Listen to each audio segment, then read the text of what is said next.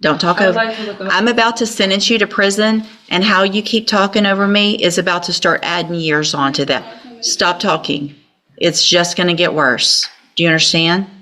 Okay. I'm going to find sufficient evidence to find you guilty, and at this time, I'm finding you guilty of injury to an elderly individual. Sentence you to a term of 5 years in the Institutional Division of the Texas Department of Corrections. This courtroom is about to explode. Today, we're diving into the case of Devon Atkins, a defendant on probation for injuring an elderly person, and what follows is nothing short of chaotic. Despite being offered help, treatment, and chance after chance, she keeps rejecting every lifeline thrown her way. But what happens when you push the court too far? You'll see a judge lose patience as Devon argues, interrupts, and spirals right before sentencing. From mental health denials to defying probation rules, this case exposes the clash between second chances and accountability. And just wait until you hear what the judge says when Devon won't stop talking. This is a meltdown you'll never forget. All right, ma'am, are you Devon Atkins? And Miss Atkins is on probation for the third-degree felony offense of injury to an elderly person. That's started at May 23rd of 2022. There was a motion to adjudicate probation filed. She entered pleas of true to counts 4 and 5. Does the state have testimony with regard to counts 1, 2, and 3? Yes, if the court would like. Yep, I think I would. Young man Cole, Ms. Shakita Cole. Yes, ma'am. Good morning, Ms. Cole. Would you please raise your right hand? Do you swear or affirm the testimony you're going to give in this hearing will be the truth, the whole truth, and nothing but the truth, so help you God? Thank you.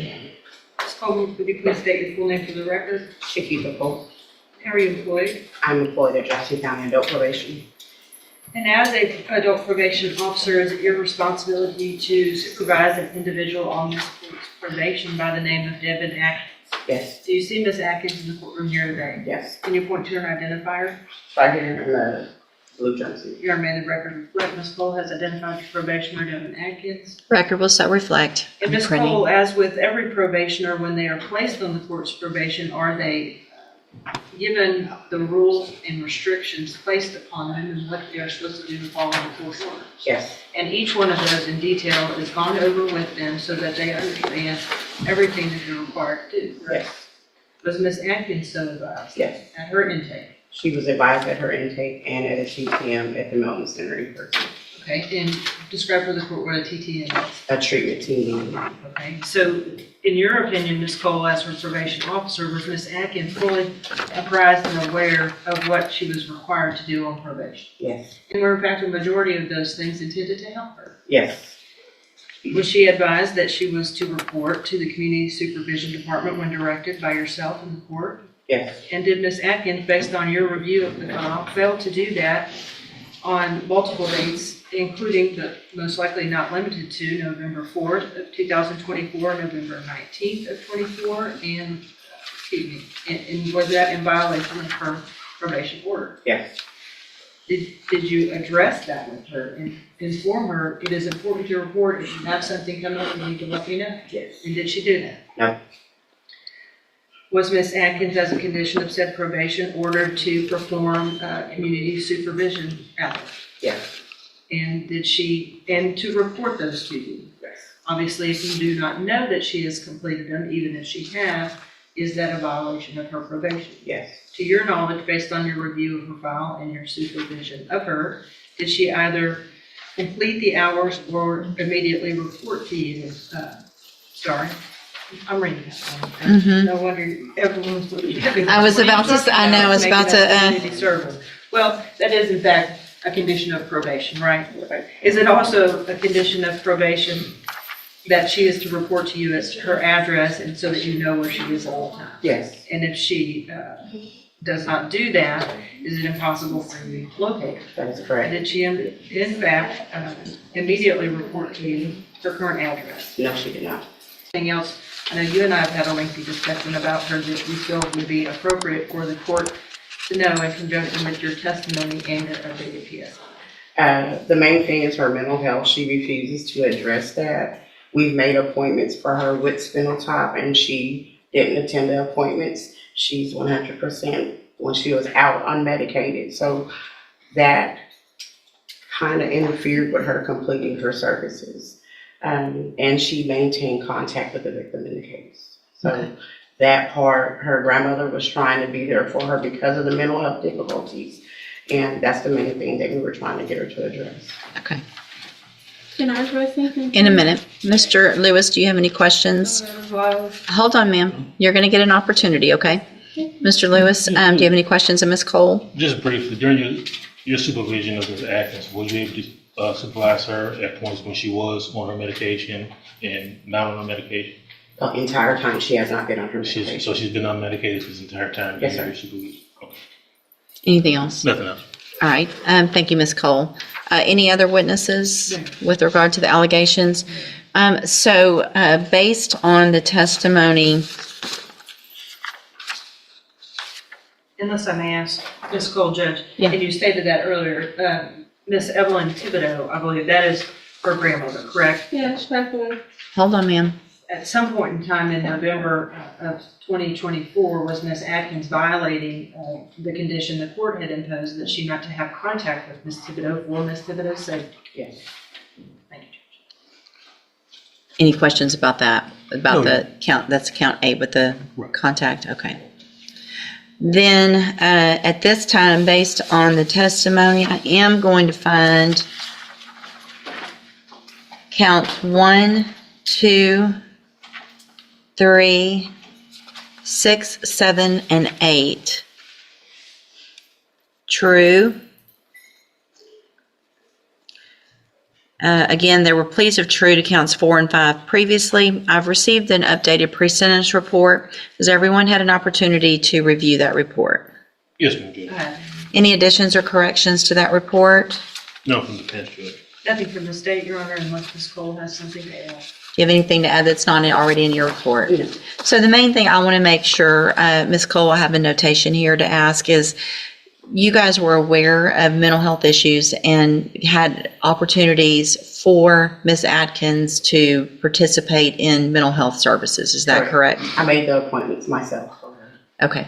All right. Argument, Mr. Lewis? Well, Judge, I think definitely from the updated PSI we have, as well as I think there was some issues from the jail. If you look at those issues and activity, I think that goes directly to her mental health state.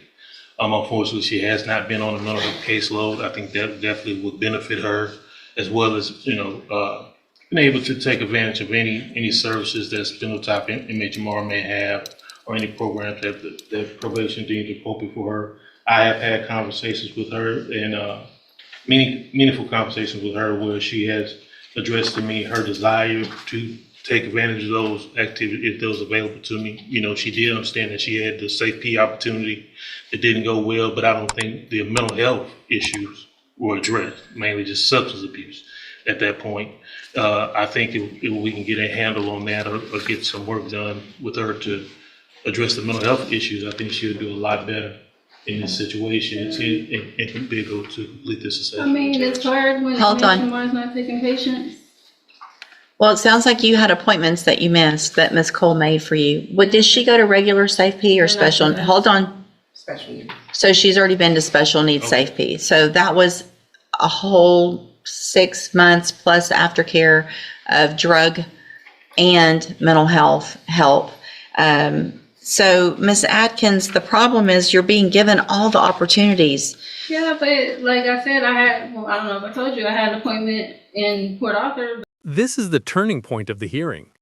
The judge isn't just frustrated, she's making a critical point about responsibility and help refused.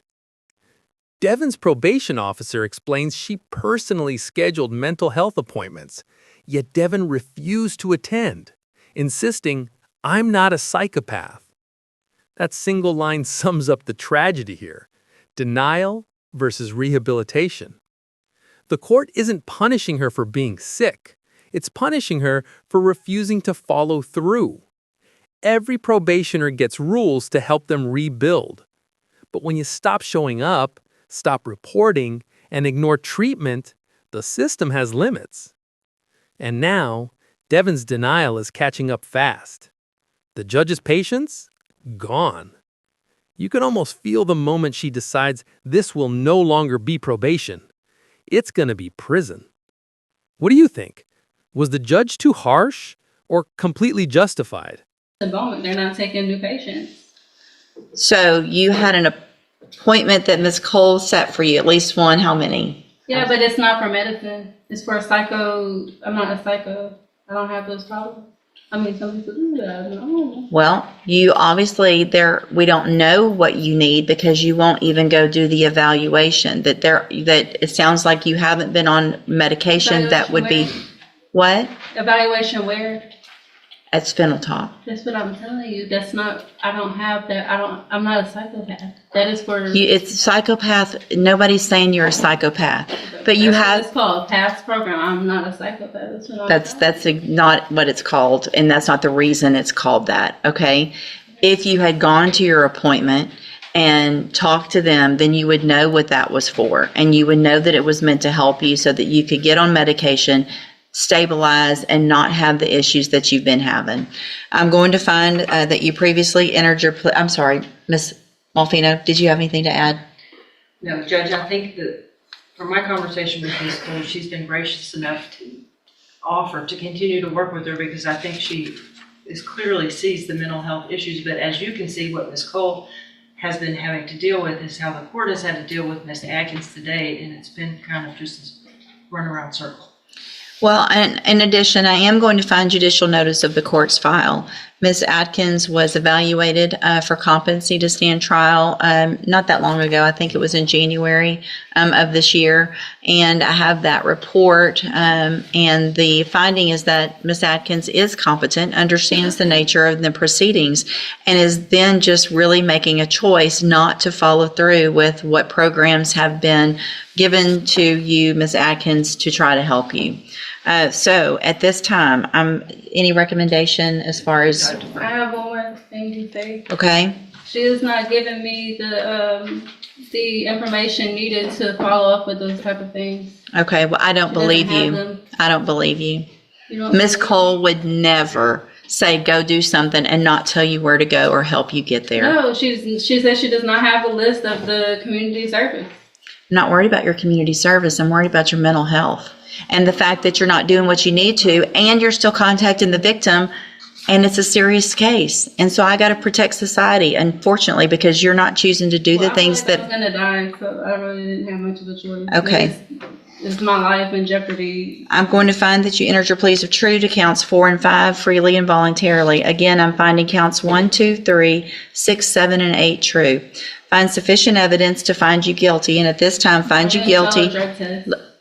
Don't talk I would over. like to look up. I'm about to sentence you to prison, and how you keep talking over me is about to start adding years onto that. Stop talking. It's just going to get worse. Do you understand? Okay. I'm going to find sufficient evidence to find you guilty, and at this time, I'm finding you guilty of injury to an elderly individual. Sentence you to a term of 5 years in the institutional division of the Texas Department of Corrections. You will receive credit. You will receive credit on that sentence for any time that you've been in custody that the law gives you the right to receive.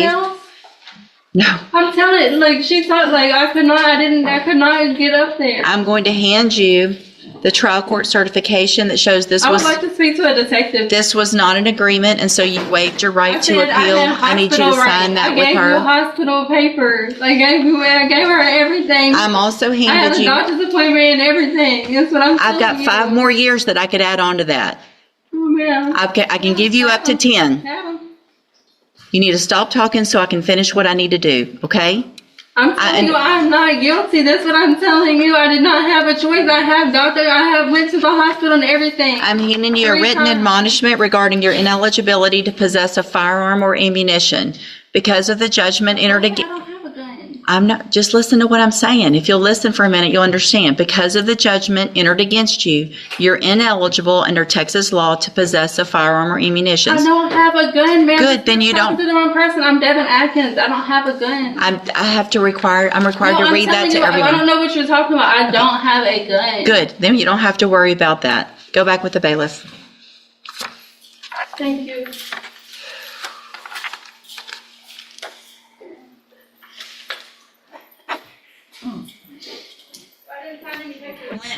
In the end, the judge made it clear. Actions have consequences. Devon Atkins was found guilty and sentenced to 5 years in the Texas Department of Corrections, despite claiming she didn't have a choice. It's a tough reality. The court tried to help, offered treatment, and pushed for rehabilitation. But when a defendant refuses every option, the justice system has no choice but to step in. This wasn't just a legal loss, it was a human one. Mental health, accountability, and respect in a courtroom all collided in this moment, and the result was heartbreaking yet inevitable. What's your take? Was this fair justice, or could the system have done more?